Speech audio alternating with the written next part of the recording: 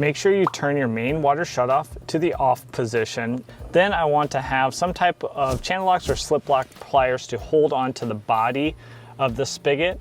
And then I'm going to use a crescent wrench to loosen what's called the bonnet nut. So that's going to open your valve and then drain out that water. Now you pull your stem all the way out, and since this is a frost-proof spigot, it has a 12-inch stem. So the item that we're going to need to inspect and replace is all the way at the end of your stem. And I just wanted to give you a comparison. Since this was a 12-inch frost-proof spigot compared to this is a 10-inch, you can see it's a little shorter, and the stem would actually end right here. That is where the water is being turned on or off. So when it is off, it allows the water to drain out just as long as there's a slight tilt to your installation. So the serviceable flat O-ring that we're really looking at is right on the end of your stem. So you can inspect that for damage. And although these flat washers start off completely flat, you can see over time being turned on or off, they get grooves.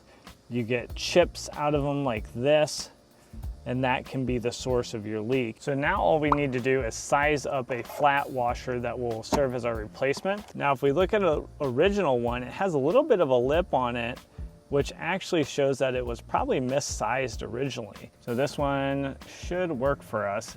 We have that rubber flat surface that's going to press against the seat of the valve body, and that should give us a nice tight seal and solve our problem. You do not have to over tighten this, but you just want to make sure it securely holds that flat washer in place. There we go. So let's reinstall and see if that fixes our issue.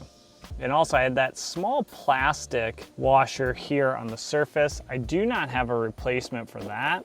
So I just placed a little Teflon tape on those threads. That will be a way for us to avoid any issues. And then using our crescent wrench, holding the valve body, we'll tighten everything down.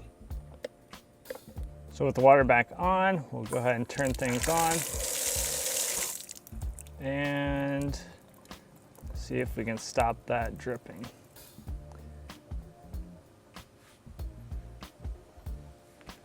You always have about 30 to 60 seconds of drip, especially when you have that 12-inch frost proof, because you have that little bit of water that's still draining out.